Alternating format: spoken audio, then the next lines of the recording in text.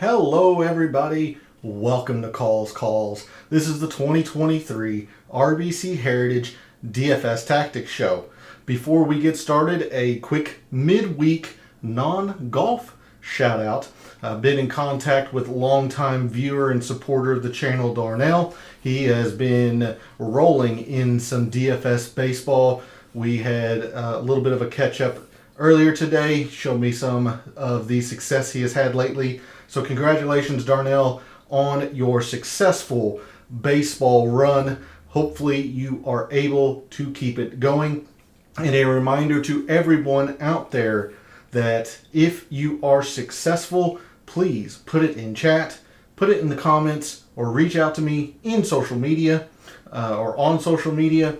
That way I can let everyone else in the community of calls know the success you are having. Would love to be able to shout out all of the members who are doing well, whether that is in DFS or in outright wagers. So congratulations, Darnell. Keep it rolling. But we are here for the RBC Heritage, and we are going to try and get even more members of the community on some good terms after at least a poor performance from yours truly last week. So we have a lot to get into, the forecast to look at, we have the price board to analyze, some lineups to make, so let's get into it.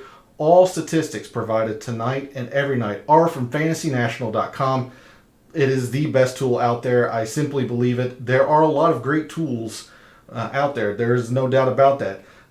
I just simply believe Fantasy National is going to give you the much needed analysis, tools, data that you need to have a leg up on all of your other contestants. So go check out fantasynational.com. It is simply well worth your investment. In the description to the video, there are links to all of my social media, mainly Twitter and Instagram, where I posted some research earlier this week around the previous winners here at the RBC Heritage. So if you did not see that, go give me a follow at those two links in the description to my Twitter and to my Instagram. If you have seen that research and you want to take a guess at some of the players that might qualify, there are 8 of them who qualify under the criteria I put forward earlier this week. So jump in chat with any guesses that you may have, or put it in the comments if you are catching the show after I am live. But see if you can guess who some of the winners or the players that follow the pattern of previous winners. So the link to my 2 social media places are down in the description. Twitter is also where I post my betting cards, and I will do so again after the show this evening for the RBC Heritage. So if you want to see my betting card week after week for the PGA, give me a follow over at Twitter. Twitter is also where I'm doing my daily 3 up, 3 down for baseball. Very, very successful night last night, through a perfect inning, if you will. All 6 recommendations were solid, were hits. Then today backed up a little bit, not too great, but such is baseball, pretty random on a day-to-day sampling. But if you want to see my daily DFS baseball picks, give me a follow over at Twitter as well. And then lastly, for the social media links, my link to the link to my Twitch channel is also below. This is where I do all of my in-depth research. It's much more laid back. I have music going in the background. Very, very data intensive, but it gives you a peek behind the curtain, if you will, and a showing on how I approach a lot of heavy statistical analysis from a statistical analyst standpoint. So if you're interested in that, or if you're interested in any side content that I might have, some gaming or anything to that effect, give me a follow over at Twitch. And then lastly, for this elongated intro, chat is open. We're live. Want to hear from you all. Again, do you have any guesses as to who some of the players are that fit the criteria that I posted earlier this week? In terms of the RBC Heritage for this week, how much do you know of the forecast? We're going to cover that here in a little bit. What do you think that does to certain players. Who are you keying in on? Who are you fading away from? Do you have any 6K plays? All of the good stuff that normally comes in the DFS Tactics show. So would love to hear from you all in the community. So jump in chat. Looking forward to it. But let's figure out our strategies and our tactics for the 2023 RBC Heritage. And we're going to start, as we always do, on a Wednesday evening over at WinFinder. And I'm going to tell you right now that I am doing nothing with the forecast until the next update comes out. Evening P, thanks for jumping in chat. Really appreciate it. Are you ready for the RBC Heritage? I have been closely following you this week on the Twitters. You are successfully trolling people the way that I approve, so well done with that. But thanks again for jumping in chat. Much appreciated. The reason why I am not doing much with the forecast until the next update, and the next update to WinFinder should come roughly right before midnight Eastern. There are a few ways you can look at this forecast. Early tomorrow looks to be the best source of scoring for tomorrow.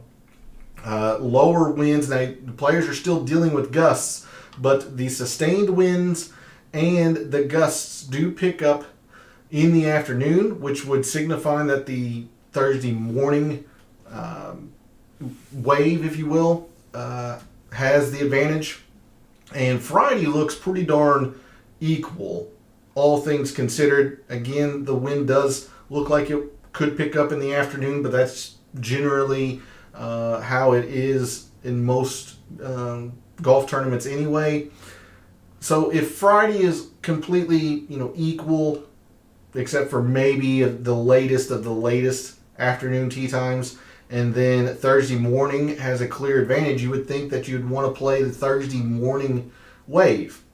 Well, the reason I'm hesitant on that is because you do see some amount of rain in the forecast, and they're going to get what looks to be a decent rainfall overnight Thursday evening in Hilton Head. So if that happens, we're looking at another possible delay or pushback on the tournament, anything to that effect, round suspended, all that. If indeed we get this rain, it's going to soften the course up, meaning that Friday morning is going to have a severe advantage early on, which would kind of negate the upper winds that they're facing on Thursday. So again, this is why I am holding off as late as possible on the forecast. If you do not have that luxury, and I understand that I am quite the masochist, I will be up extremely late this evening updating weather forecasts and all that. If you do not have that luxury and you are not able to check early in the morning before lineups lock, I'm going to very tentatively tell you that I think I would give you the recommendation of a slight Thursday morning, Friday afternoon favor, but I am not confident in that at all, especially with the rain that is in the forecast for Thursday evening. So if you have the opportunity to check the weather sometime after midnight tonight Eastern, before lineups lock tomorrow, I would highly suggest you do it. But if this is the last forecast that you're able to get before you have to lock your lineups, sleep and life duty and all that stuff, life responsibilities, I think I'm going to tell you to have a slight favor for Thursday AM, Friday PM, but it would be very slight, and I'm not very confident in it at all. But there is that information for your purposes moving forward tonight and into tomorrow morning. And just to get a look at the weekend forecast, Saturday looks pretty darn good for weather. High of 77, just stellar in terms of forecast. Sunday, at least for the final portion of the round, looks like it could be hectic. So we could be seeing a come from behind victory, if you will, or somebody who posts a number early if this forecast does indeed hold. And that's another reason why I want to see some more of the forecast before I lock my lineups. If the rain does indeed come Thursday evening into Friday morning, you see Friday is loaded with wind, which would have an effect if indeed this gets pushed up or the round is delayed, anything to that effect.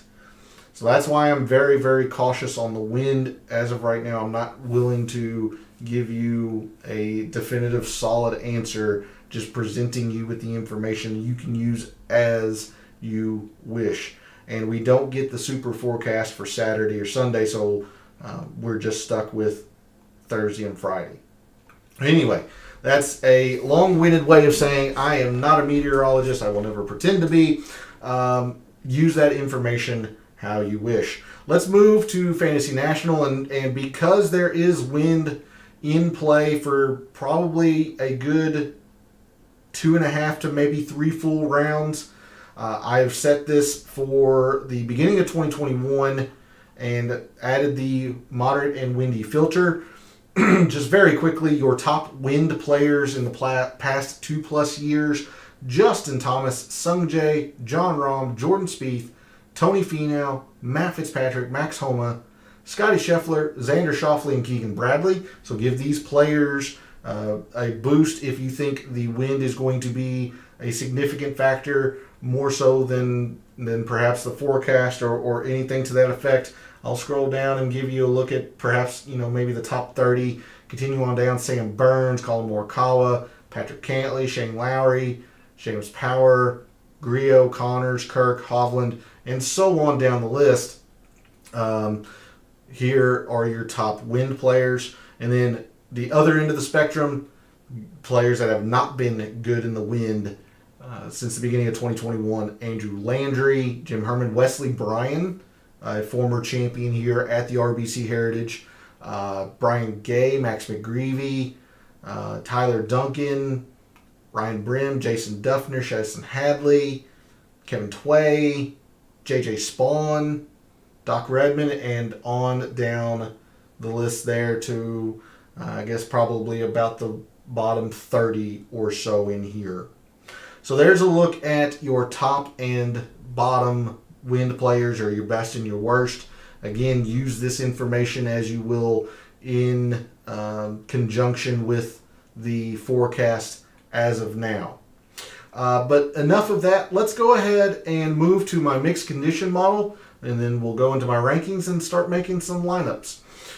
The mixed condition model for this week came together pretty quickly, and that's not necessarily a bad thing. I had a very good feeling on how I wanted to approach this data model this week. So we have a couple of focuses this week. First being strokes gained approach. Again, this is a Pete Dye course. As you would say consistently, boring golf generally plays pretty well on Pete Dye designs.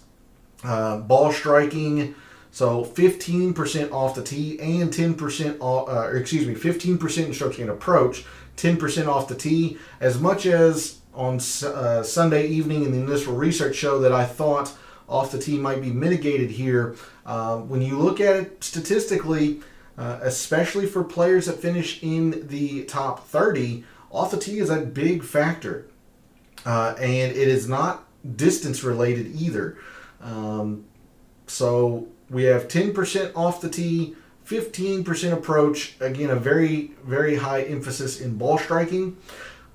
I did include 5% around the green. I still think it's going to be a factor. Look, these are some of the smallest greens on tour. I think Pebble Beach are the smallest, but these certainly rival them in terms of square footage. Very, very small greens. So players that aren't, they're not going to hit all of the greens. They're just not going to. So players are going to have to be adept at around the green. And that's and there's no scrambling in here. No scrambling in this mixed condition model. Scrambling is pretty easy here at Harbor Town. We saw that in the course breakdown. Players are much successful, much more often than not at scrambling. So I just wanted to see purely strokes gained around the green. Now you can argue to try to maybe use a filter, short rough or on Poa Trivialis maybe. I just wanted to see in general who has been good around the green lately. So that is the explanation for no filter there. 10% in Poa Trivialis putting. Again, I had to do some research Monday, but this is one of the first years that Bermuda is not listed on the GCSAA tournament fact sheet here at Harbor Town. They've always had Bermuda listed and the Poa Trivialis overseed for when I went back. So that is why this didn't stick out initially as a Poa Trivialis course. But with no Bermuda listed, all we can do is go by the Poa Trivialis overseed. So I've gathered those same 5 courses that we have gathered for the past couple of months and used that performance for putting metrics this week. And that will certainly explain some of the players that rose in my rankings. And don't forget, the match play is also played on Poa Trivialis, which we don't get at Fantasy National. So, you know, good putters at Sawgrass, at the Players, on match play, things like that. This is the same surface, so you're going to have to be cognizant and aware of that. 5% in opportunities gained on Pete Dye courses. Now, this is one of the metrics that is a little bit of a tangent. And I spent a lot of Monday, the Data Dive show, talking about I didn't know if I was going to go birdies or bogeys. I used birdies gained on short courses last year, and it was mediocrely predictive.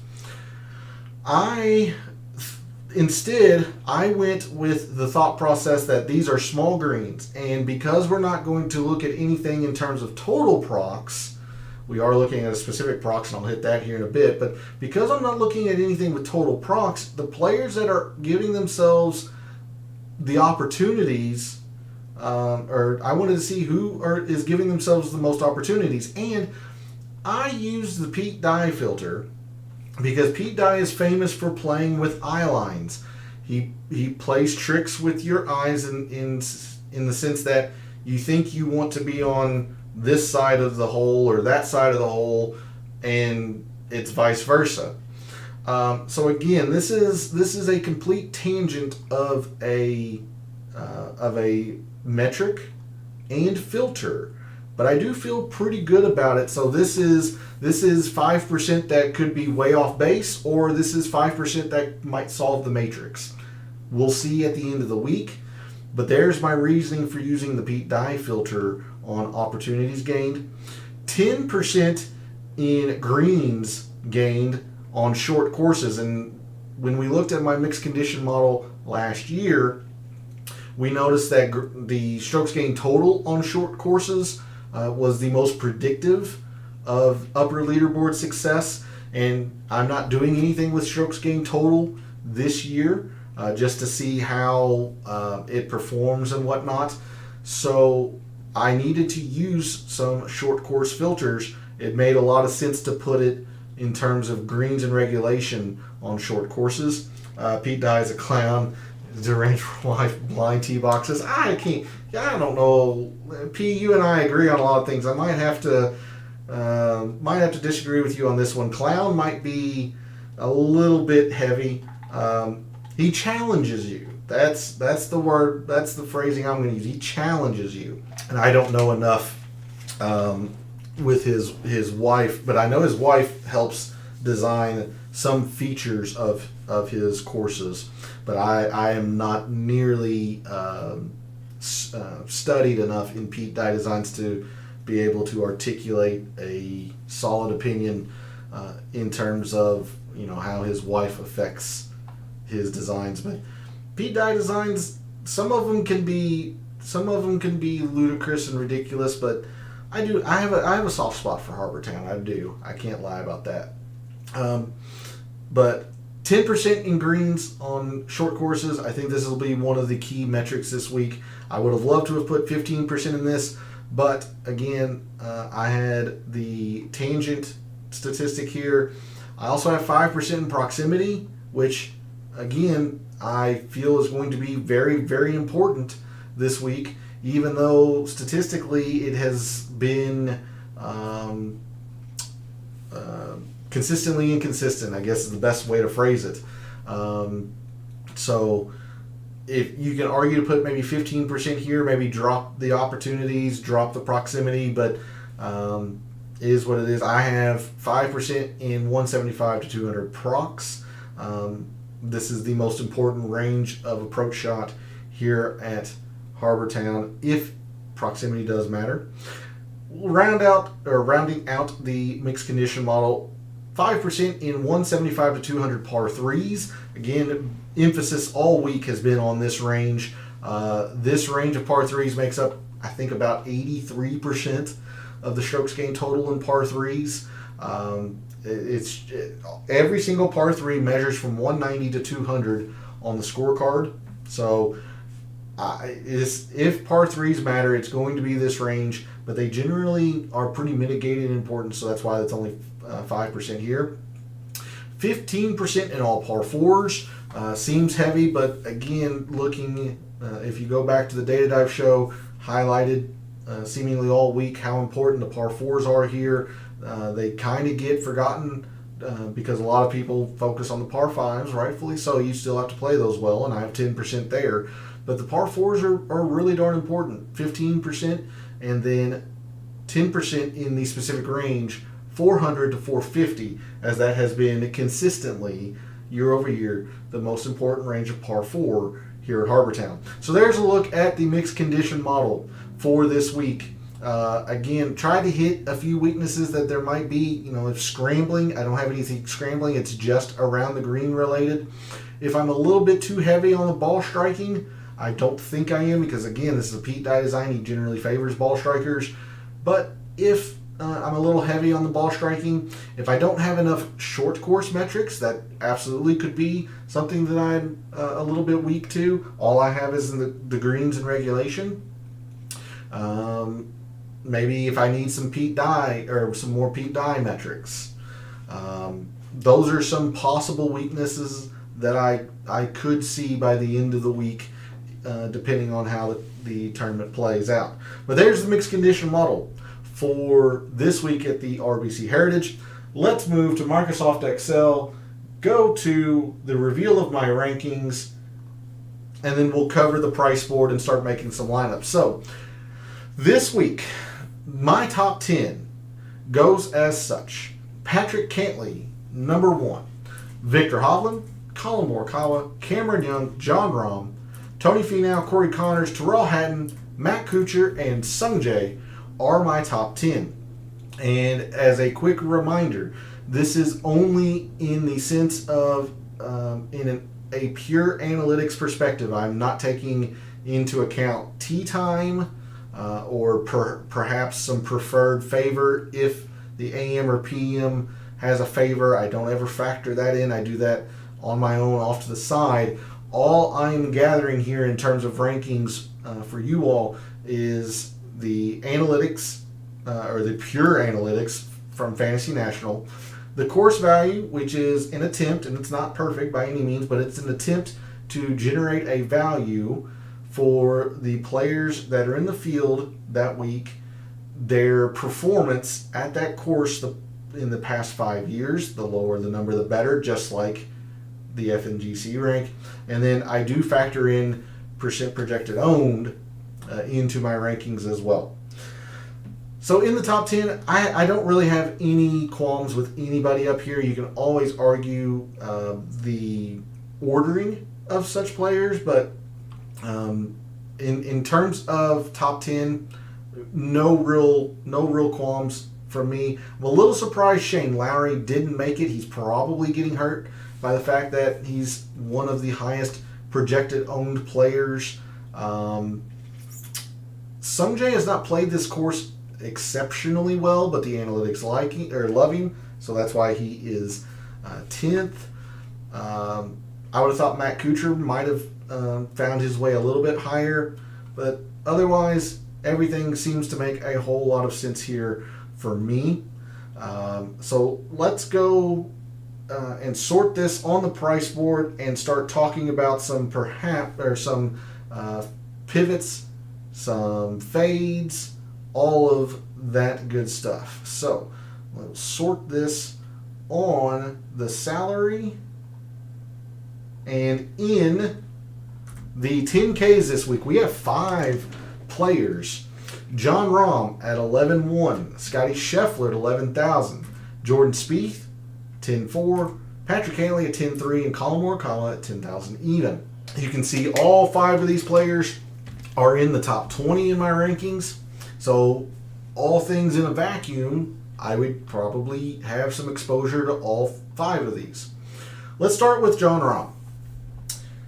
You have to ask yourself this question from the start. Do you think Jon Rahm's going to have a letdown, a hangover, whatever you want to call it, from the Masters win? It is certainly reasonable to think that. All the media commitments, the course is challenging in of itself. Use whatever narrative you're comfortable with. If you think he is going to have a letdown, then you can go on the fact that he's only played this event once. He finished, I believe, tied for 33rd, so it wasn't an inspiring performance by any means. So, paying $11,100 for a player that's going to finish outside the top 30 is never a good deal. So you can certainly use that narrative if you want. Now, if you don't think he's going to have a letdown, he's the number 1 player, he gets up for big events, then you've got plenty to go with on that end as well. He's, at least right now, projected under 10% ownership, at least for the members at Fantasy National. Top 5 in irons, number 1 in par 5s, and in the specific length of par 4s here. Really, the only thing that would be questionable would be his performance, or at least the amount of opportunities he gives himself on Pete Dye courses. But there's a lot here if you are pro Jon Rahm this week. So I'm not going to sit here and tell you which way to go, because I myself don't really have a strong feeling in terms of whether he's going to have a letdown or not. So use whatever narrative you want there. Beyond Jon Rahm, Scotty Scheffler. Number 1 in a couple of different things. Number 1 and off the tee this calendar year. Number 1 in par 4s in general. He has not played this course, so that doesn't mean he's not going to like it. He's just never played it, so we don't know. And he's at a middling 13%. It's a lot of money to pay for Scheffler, but 13% is pretty fair in terms of ownership for one of the best players in the world. Jordan Spieth, your defending champion, again, solid, just 12th in my rankings. Again, this course value is a little bit high, but he is the defending champion. The irons are back with Jordan Spieth. He's always been great around the green. It's off your screen, but he's 6th and around the green in this field, 7th in par 5s, which you have to take advantage of. Nothing wrong with Spieth. Cantlay has played this event very, very well, but he's one of the highest owned players. And the irons are good, but they're not elite. So Patrick Cantlay might be the one player in the 10Ks that I might caution you on because of the lack of iron play. Now, he is good on Poa Trivialis, so it's a little bit of a dangerous suggestion or caution on my end.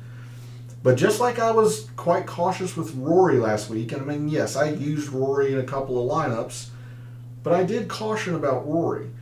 I am going to do the same about Patrick Cantlay this week. I would caution. He is probably the one I'm most cautious about in the 10Ks, even though he is number one in my rankings. Again, that is just purely by the numbers. It's just a gut feeling. I'm a little bit cautious on Cantlay. I think Morikawa should be fine. He was fine at the Masters. It's all about the putter for Colin Morikawa, especially on this surface. He's not good on Poa Trivialis, but he's played this event fine. So in the 10Ks, for me, I think, honestly, I'm probably going to go Scheffler number one. And he's getting hurt because this course value is artificially high. I have to put a number in here so that the math will compute. And I generally am pretty conservative, meaning I tend to put this number a bit high to estimate miscuts and all that stuff. But I think I'm going to go with Scotty Scheffler number one in my 10Ks. I mean, he's third in strokes gained approach. The performance at the match play, yes, he didn't win it this year, but Austin Country Club, another Pete Dye course. It's kind of similar when you think about it in terms, or with Harbour Town. Number one in par fours, they're extremely important here. Top five in par fives. He's number two in greens on short courses. I'm going to go with Scotty Scheffler number one in the 10Ks, even though he's the lowest rated technically overall.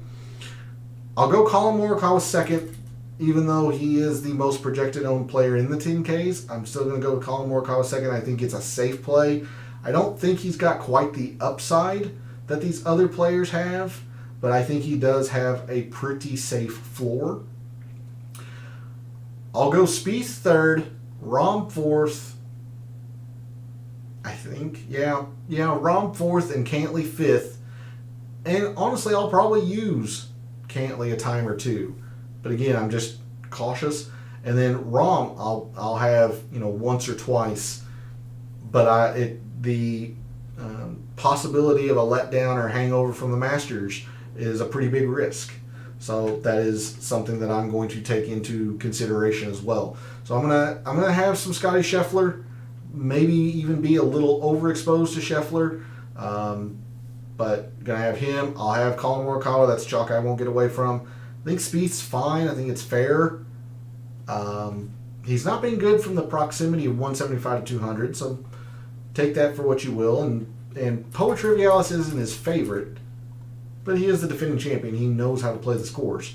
Then I'll go Rahm fourth and Cantlay fifth in the 10Ks. Moving to the 9s, we have Victor Hovland, Cameron Young, Tony Finau, Xander Schauffele, and Max Homa. Again, all of these players in my top 20. I am surprised to see Victor Hovland only at 13.5% or so. It felt like he was very popular early in the week.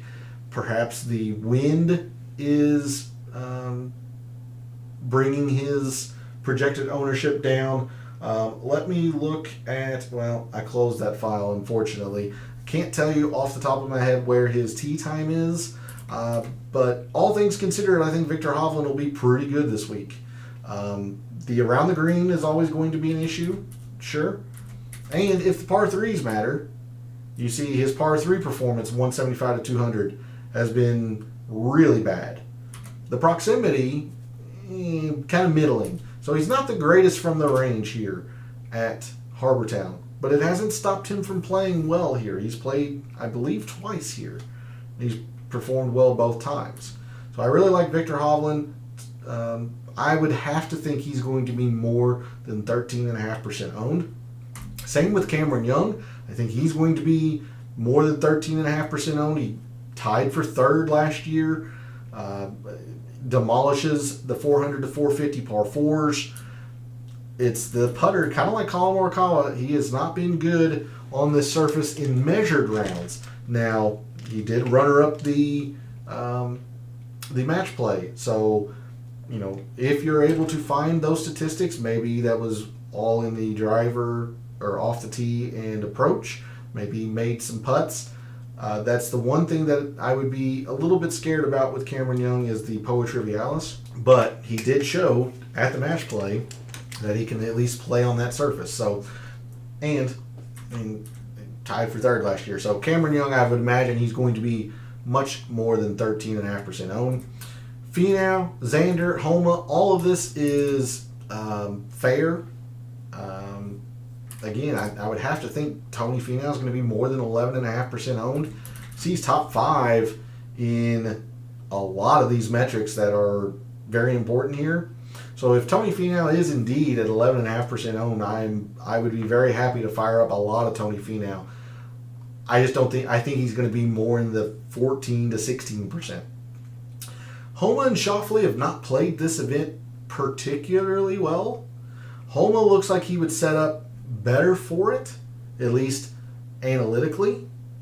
So take that what you will, but I think this is fair ownership on these two. So in the 9 clays, wow.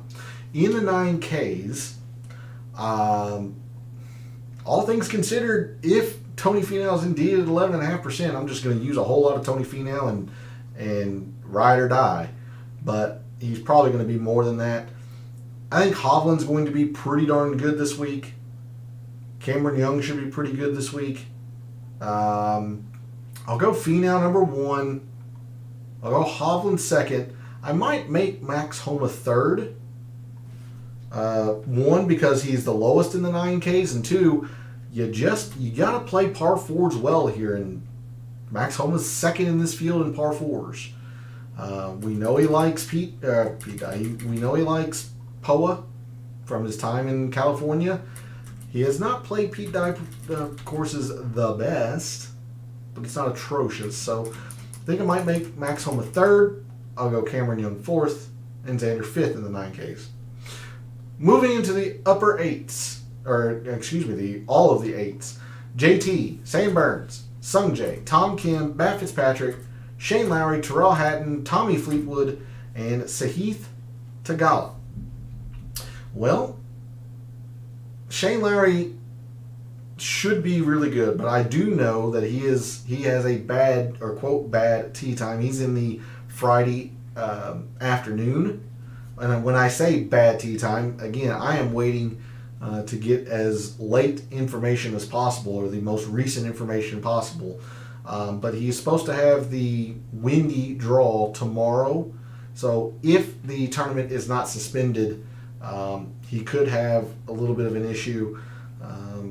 But again, Shane Lowry has played this event very, very well. He loves RBC Heritage. He loves Harbor Town. He really likes Pete Dye courses in general. He's the number 1 strokes gained total player in the field this week on Pete Dye courses. The past couple of years, you see that he's 4th in opportunities, top 25 in greens on short courses. Now, he doesn't putt the best here, or on this surface, I should say. But again, I'm going with the Pete Dye approach with Shane Lowry. He should be very, very good here. You see, he's the 2nd most projected owned player. Terrell Hatton should be pretty good as well. He's getting a lot of love. Fitzpatrick's always going to be dicey just because of the injury, although he did play fairly decent at the Masters, and I thought, I might gain some leverage with him. I certainly did. Just nothing else seemed to go right for me, but Fitzpatrick's always questionable because of that injury. Sam Burns, this is a narrow, tree-lined course. Anytime you hear that, you should be pretty wary of Sam Burns, especially off the tee, because he can get pretty darn wayward. His irons haven't been very good. But again, I want to direct your attention. He is the number 1 putter on this surface. He just won the match play. He has been great at Phoenix. He's been very good putter at the Players.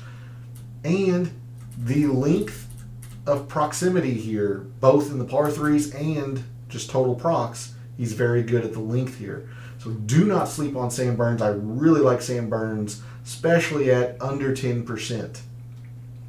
Sung Jae, going to be very, very chalky. He plays Pete Dye courses extremely well.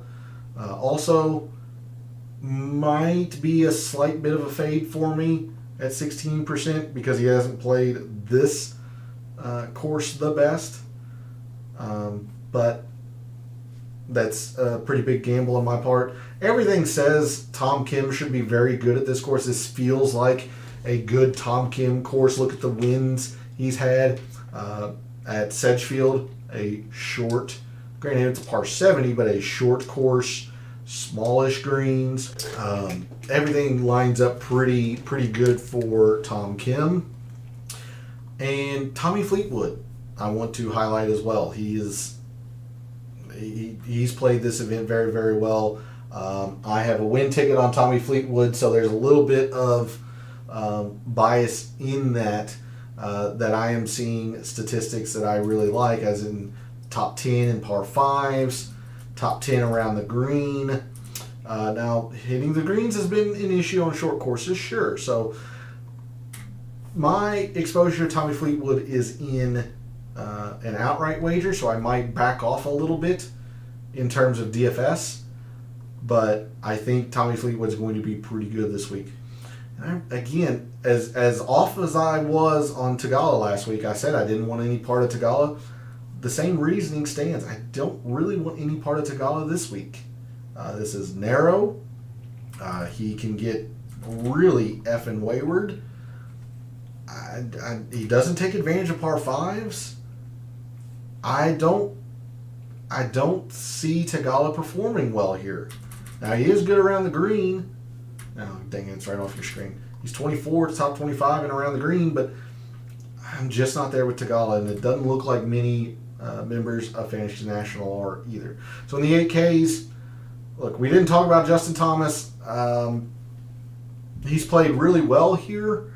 He generally plays Pete Dye courses very well. He's the number 1 strokes gained around the green player this calendar year. You know, how much is the missed cut going to piss him off and he comes back with a vengeance? I don't know. I think this is fair at 8,900.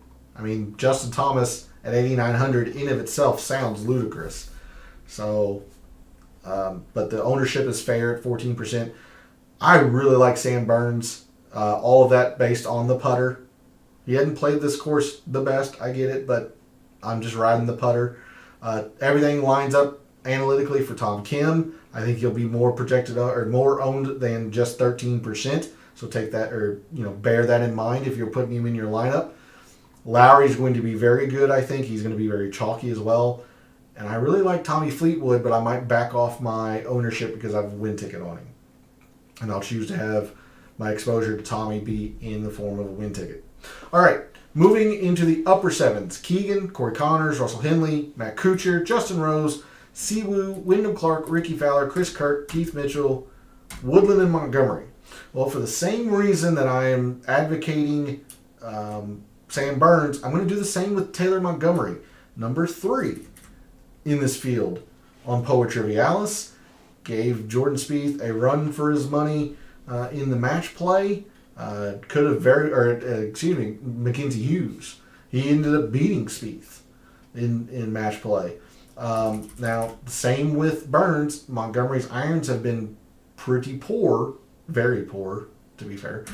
But he's also very, very good at par 4s. So that's why I really like Taylor Montgomery this week. Chris Kirk's going to be pretty darn popular. Okay. Number 2 in par 4s, absolutely, I get it. Number 3 and around the green. I don't know, just kind of lukewarm on Chris Kirk. Kuchar should be fantastic here. He has always played this event very well. He's the number 2 strokes gained total player at Harbour Town the past 5 years. He's 1/100th of a stroke behind Webb Simpson. Matt Kuchar's a former champion of this event. He's probably going to be one of your more chalky options. This is chalk I won't be able to get away from. I really like Matt Kuchar, especially because he has the morning wave tomorrow. He has the chance to really go low. As much as Russell Henley's a ball striker, I'm not there with Russell Henley. He has missed the cut in 3 of the 4 attempts in the past 5 years he's played here at Harbour Town. He's missed the cut 3 of his 4 tries. Something about this course he doesn't like. So I'm not going to Russell Henley. Corey Connors, I think, is going to be fine. Don't have any strong feelings around Corey Connors towards or against. Yeah, that's really about where I'm at in the upper sevens. I'm going to have a lot of Kuchar. I'm sure a lot of people will. I really like Taylor Montgomery. And if he's at 3.5%, I'll be really, really happy. Hopefully that putter comes through. Chris Kirk's fine, I think. Should be pretty good, but I think he's going to be more owned than 11.5%. Justin Rose, Siwoo Kim, also fine plays. Looks to be, a little bit more on the chalky end, but should be fine. Moving into the low sevens, I'm not going to go through all these players. Again, if course form or course history is anything to you, you really have to take a long look at Webb Simpson, the strokes gained total leader here the past 5 years, champion in 2020. The irons are there. You have to think or figure that he's going to get back to fully healthy at some point. This would be one of the places to do that. This is a Webb Simpson course for sure. Let's see. I'm really high on JT Poston this week. He loves short courses. He plays easy courses as well. So while Harbortown isn't easy, if the wind doesn't come, it can play on the easier side, and it is short. So I don't know. Something's just talking to me with JT Poston. I really like him. That's a gut feeling. If you are going on the putting narrative, and he's had very good course form, Brian Harman, he's number 2 on this surface. Top 10 off the tee. And again, distance doesn't matter here. So anytime distance doesn't matter, and iron play and all that, Brian, you got to think about Brian Harman, although his irons haven't been great lately. Let's see. Elsewhere in the low sevens, take a long look at Ben Martin. The guy's in terrific form. Top 20 or 26th and off the tee. It's just off your screen as well. I like Ben Martin quite a bit. Sam Stevens, somebody else. Even though he has never played this course, Sam Stevens is somebody else who's in fantastic form. So don't sleep on Sam Stevens. It's about really what I got for you in the low sevens. Ben Martin, Sam Stevens. I really like JT Poston. He's going to be pretty chalky though. Seamus Powers only played this event once. It was a 6th, so he showed that he did like the course the one time he played it. The irons aren't there, but he hits greens when it's short. He's very good on Pete Dye courses, or at least giving himself opportunities on Pete Dye courses. So you can take a look at Seamus Power. I don't hate it, but I can see it going bad quickly for him. That's really about where I'm at in the low sevens. Like McNeely has played this okay, but I'm not convinced he's back 100% healthy, especially since Will Zalatoris. I'm going to say debacle because it killed me last week at the Masters. When is a guy really fully healthy? So that's a look at the low sevens. In the 6Ks, your fellow contestants really aren't coming down into the 6Ks all that much. If they are, looks to be maybe Joel Damon, Ben Griffin. That's about it. So in the 6Ks, I want to give you a couple of names here. Nick Taylor. Take a look at Nick Taylor. Yes, the course form isn't great, but he advanced out of his pod at match play. He putts well on this surface. He takes advantage of par 5s. That's 20th.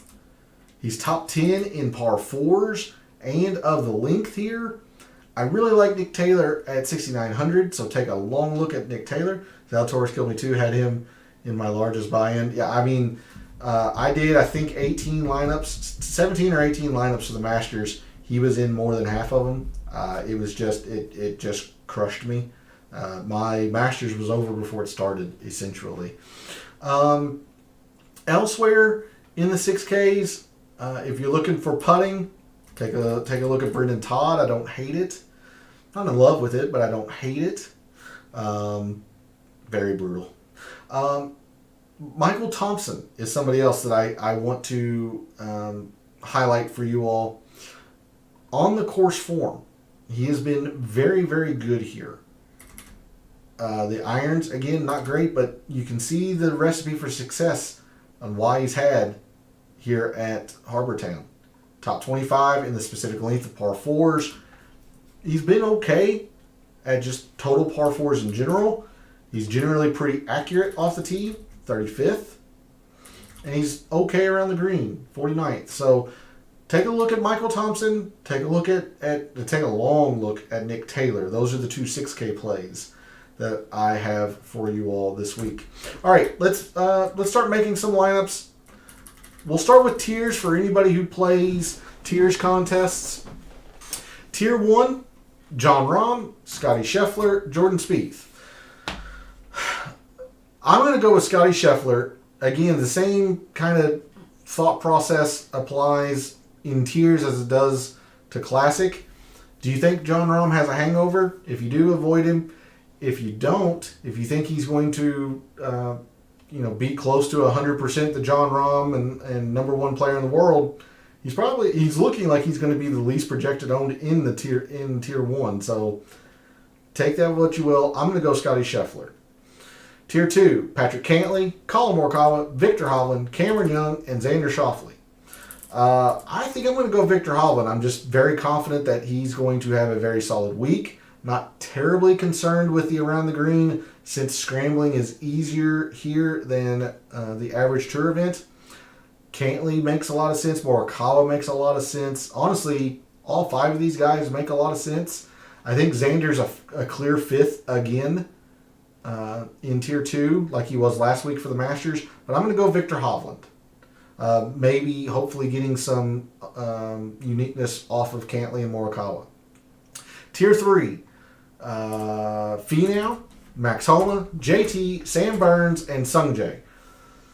That's really, really tough.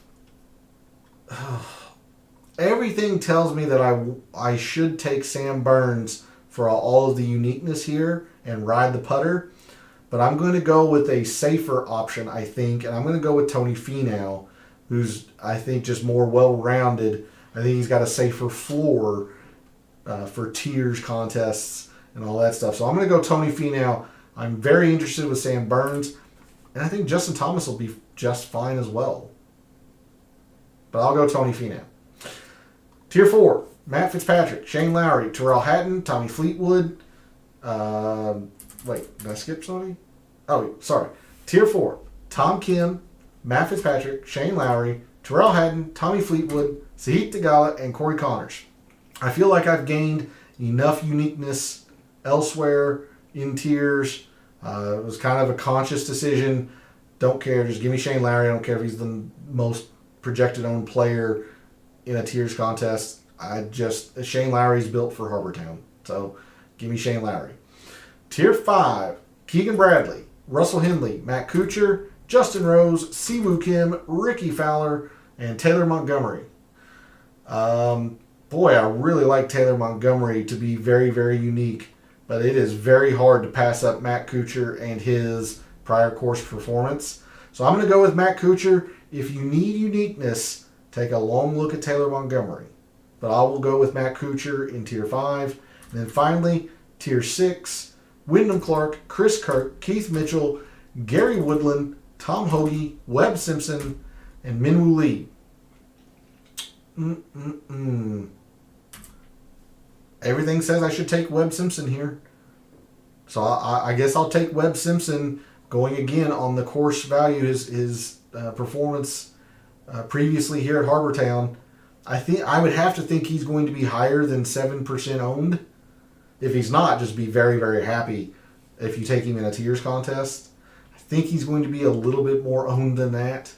Chris Kirk's probably fine, but he's probably the most chalky in this tier.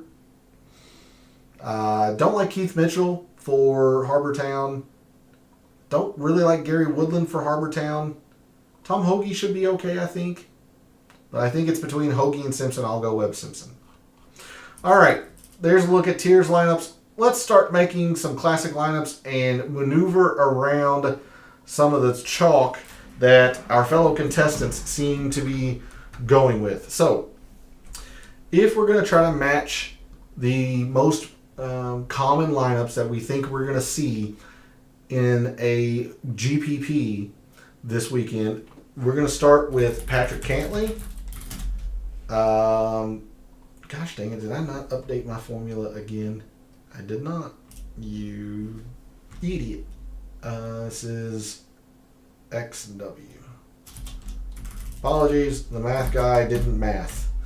Alright, so Patrick Cantley, number one. This is probably interchangeable with Colin Morikawa, but I'll just go Patrick Cantley. And then our fellow contestants are coming down to Sungjae and then Lowry. Let's see where they bottom out, because they're not really going into the 6Ks all that much. We have a Ben Martin at 9%. Really, JT Poston is about the lowest our fellow contestants are going at 7,300. So if that is the defined boundaries, they still have two players that around 7,800. Corey Connors at 78. Yeah, that's exactly what they're doing. It looks like they're going Corey Connors at 78 and Matt Kuchar at 77, hitting 50,000 right on the number, right at 15% projected ownership. That's quite heavy. That is something that I would like to avoid altogether. And you can make this even a little bit higher if you go Morikawa and leave 300 on the table. There's your 15% exactly. So there's a look at probably the most common type of lineup, probably Cantley or Morikawa, and then Sungjae, Lowry, Connors, Kuchar, Poston. If our fellow contestants are going a little bit more stars and scrubsy, we'll do Patrick Cantley. No, let's do Colin Morikawa. We'll do Morikawa and Justin Thomas and Sungjae. So we'll try to do a bit more of a star scrubs build this way. Again, JT Poston is the bottom at 12%. So I try to use different names, but the facts are what they are. Just nobody is seemingly coming down lower than JT Poston. So if that's the case, well, it would help if I could spell correctly. Now we're at 7,600 per. This would be a Matt Kuchar and Chris Kirk. Perhaps a Justin, just to use a different name. Justin Rose is getting a little bit of love here. And then at 7,500 is Chris Kirk. So not as high ownership as that first lineup. Again, trying to show you what a quote chalky stars and scrubs lineup might look like. Again, just bottoming out at JT Poston, but doing more of a Colin Morikawa, Patrick Cantley, and then Justin Thomas, Sungjae, or Justin Thomas, Tom Kim, probably in there. And then lastly, for chalky options, I'll try to build a balanced build, but again, it looks like they're just bottoming out at JT Poston. Let's say Cameron Young. I imagine he's going to be more than 13.5% owned. So if they're going balanced, they're going something to the effect, well, Cameron Young's still 96. Maybe Max Homa. We'll throw Max Homa in, Sungjae, Tom Kim, Shane Lowry, 8,200. There's Terrell Hatton. So yeah, I mean, they can do something to this effect where they're really stretching out in the 8s at 14+% and then bottoming out at JT Poston. And maneuver some of these names around if you think, you know, maybe they drop Hatton or Tom Kim to come down to Webb Simpson or Corey Connors, Kuchar. But there's a look at some chalky lineups that seem to be being generated, at least in terms of projected ownership at Fantasy National. So how are we going to maneuver around that? Well, again, I think I'm going to be going to Scotty Scheffler. And it could backfire. He has not played this event, but his performance on Pete Dye courses, specifically at Austin Country Club, which sets up pretty similarly to Harbor Town, I like that quite a bit. So I'm hoping that coming up to Scotty Scheffler, I'm gaining some uniqueness from the contestants who are going Morikawa and Cantley. I like Scotty Scheffler, and then Sam Burns. Again, riding on that putter on Poa Trivialis, the number one putter in the field on this surface. And I think that's going to be a pretty unique start to a lineup. Now, I don't think you can afford to take chalk the rest of the way, say Corey Connors, Kuchar, and Poston. I don't think you'll be able to do that. I do think that will be duplicated. I think you could probably take, you know, another chalky option. I'm really high on Matt Kuchar, so I'm going to throw Kuchar into this. But somebody else, again, just revolving around that putter, Taylor Montgomery, 3.5%. Really like Taylor Montgomery. And then we're at 7,500 per. If you're comfortable coming below JT Poston at 7,300, I've given you a few names. I mean, there's Poston at 73. I've given you a few names you can look at. Again, prior course performance. Think about Brian Harmon. I like Ben Martin this week. Sam Stevens is somebody that, by all intents and purposes, has been one of the hottest players on the PGA Tour. And this leaves 8,100 for somebody that, again, I'm probably going to limit my exposure to because I have a win ticket on him. But Tommy Fleetwood should be very, very good here. He has been in his previous trips to Harbor Town. That's a sub 10% projected owned GPP lineup. That's probably going to be unique. Generally trying to find that magic 10% number. So that lineup probably going to be pretty unique. If you're comfortable going into the 6Ks, again, I've given you a couple names. I'll do Nick Taylor because I'm the most confident in Nick Taylor. But if you're comfortable going to the 6Ks, we can try to stretch the upper part of the leaderboard a little bit. If you're not afraid of Jon Rahm, I would throw Jon Rahm into a lineup, perhaps with a 6K. But again, I'll just use Scotty Scheffler, and I'll try to be unique in the sense that I'll go Scheffler, Hovland, who's damn near a 10K. Might even try to squeeze like a Justin Thomas or a Sam Burns into this. Now, no, that's too much. You got 6,700. That's a little bit too greedy. Too greedy, Nick. Quit it.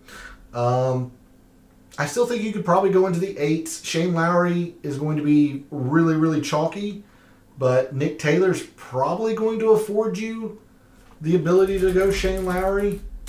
I wouldn't want to go too much more chalk. Like, I don't think you could do Matt Kuchar, but I think Shane Lowry would be fine. But in the interest of being unique, let's go into a lot of these 7s up here.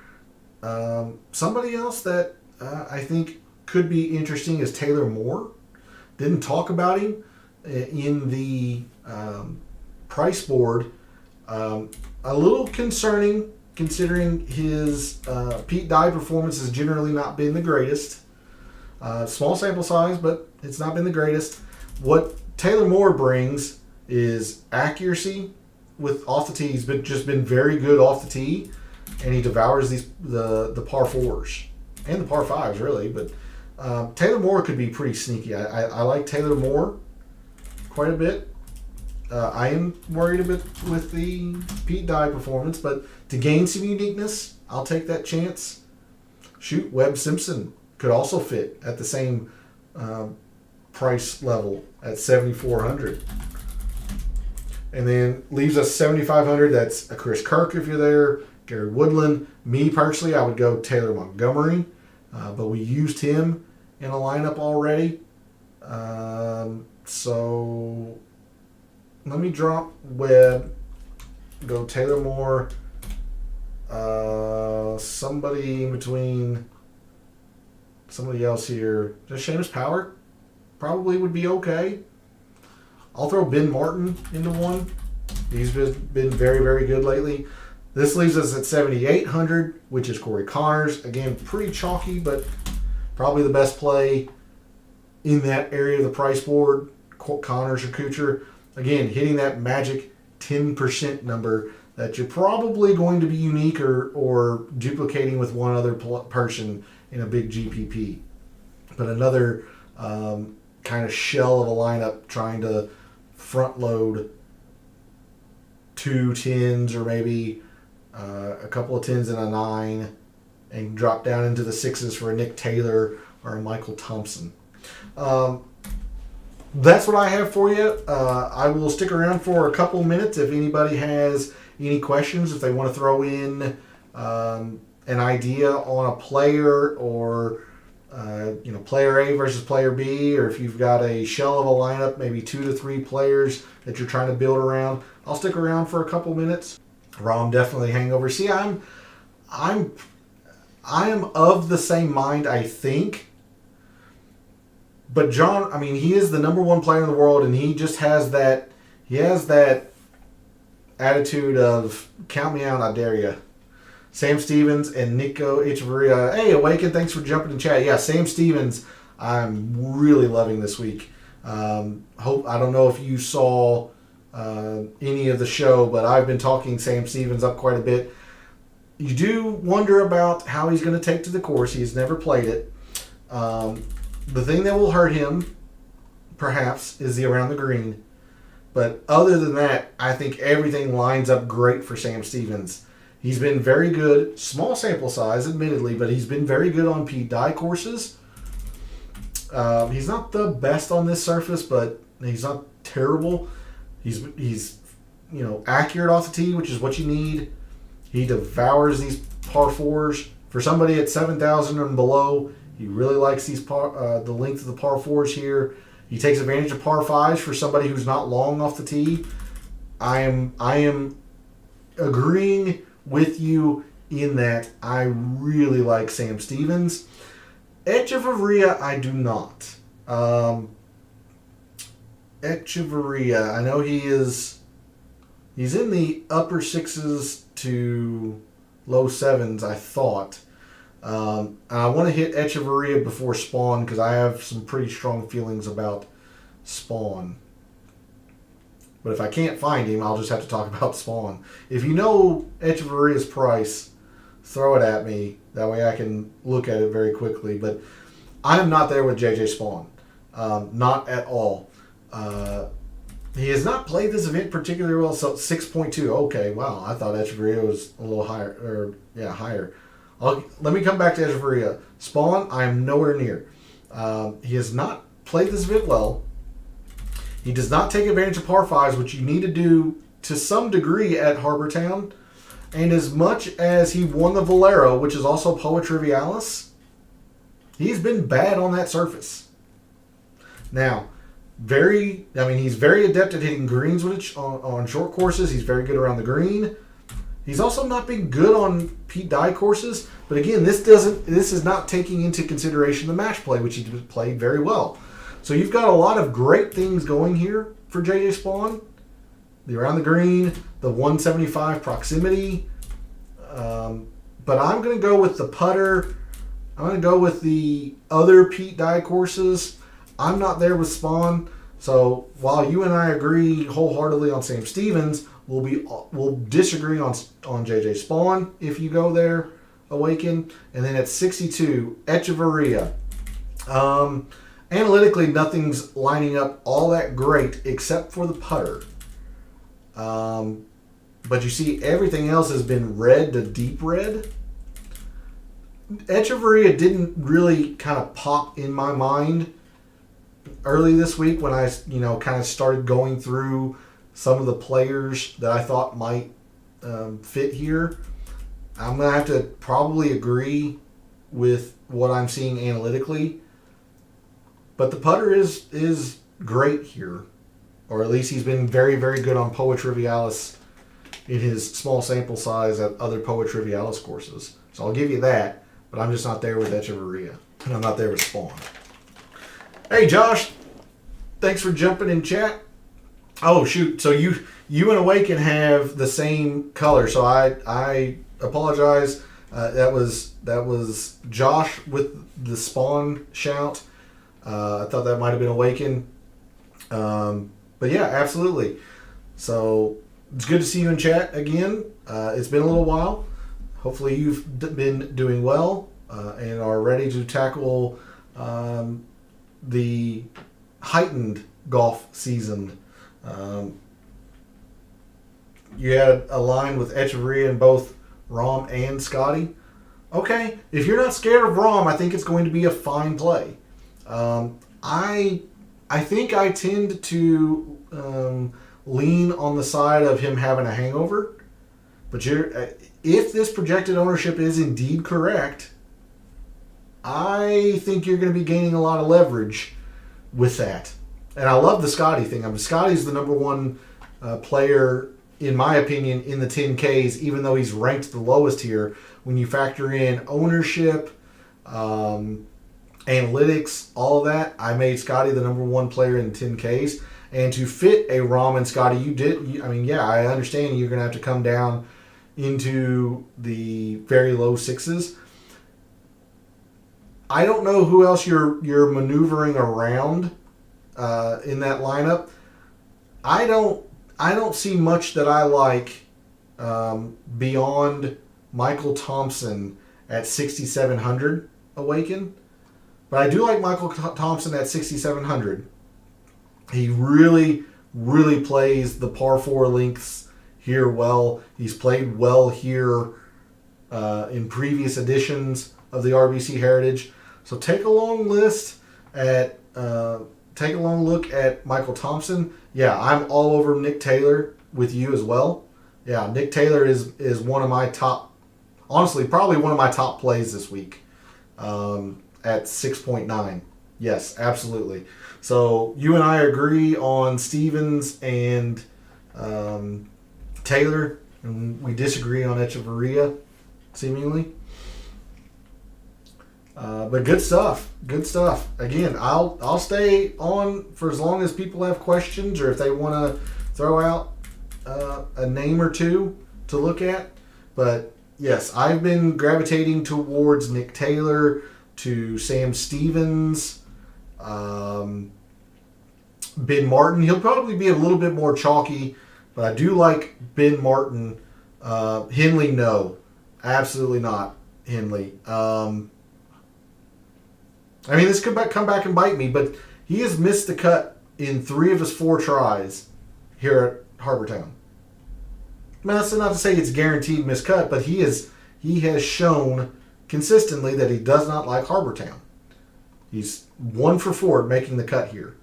So I would go almost anywhere else other than Henley at 78. Connors is chalky, sure.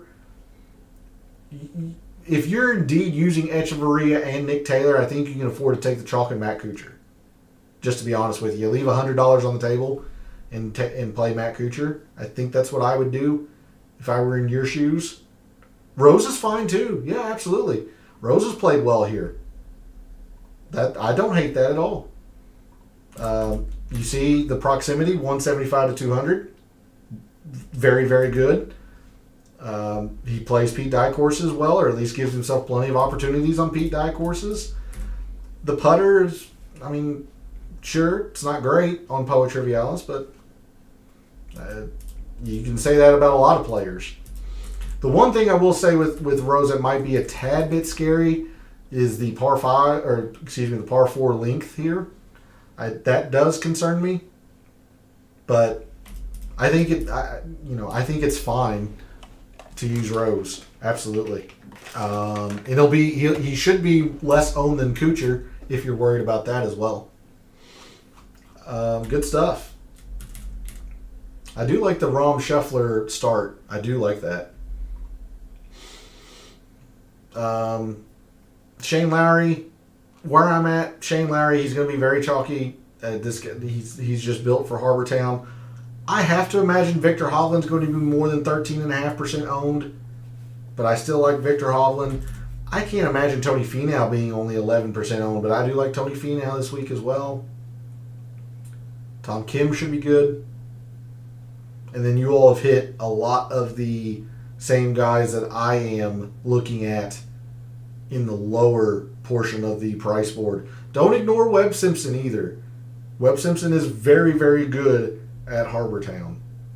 Don't ignore Webb. But, again, I've liked a lot of your all's mentions. Sam Stevens, Nick Taylor. I don't mind Rose. I'm not there with Echeverria. I'm not going that far down. But I don't feel terrible about a Michael Thompson at 67 if you're really trying to stretch your pricing. I don't feel bad about that. So, running 20 minutes over. I'm probably going to have to stop, look up boring in the dictionary, and you'll see Webb and Cantley pictured. Well, boring golf can be good golf. Now, granted, after the Masters, I don't think boring is the adjective that a lot of people would use for Cantley. And I get Webb. I get the sense that, is he truly over his injury? That's a risk. I get it. But the guy, if Shane Lowry is 1B to Webb Simpson, or Shane Lowry might be 1C to Matt Kuchar, and Webb Simpson's 1A and 1B at Harbor Town. Kuchar and Webb Simpson are built for Harbor Town. So I don't ignore Webb, is how I'll phrase it. But I think that's going to do it for the DFS Tactics show. I really do appreciate everybody jumping into chat. Again, keep me updated throughout the week, whether on social media or in the comments here of this video of this show on how you're doing. I want to be able to shout out members of the community that have success. So thank you to P and to Awaken and to Josh for jumping in chat. Really do appreciate it. Thanks to everyone else out there who tunes in, watches, listens, supports the channel by liking the videos, subscribing, commenting. I always appreciate it. I love what I do, being able to give you an analyst's perspective at some intensive golf data and trying to win some money in the process. So for all of the wagers you have made this week for the RBC Heritage, for all of the DFS contests you enter this week for the RBC Heritage, for this weekend and every weekend, may all your bets be profitable.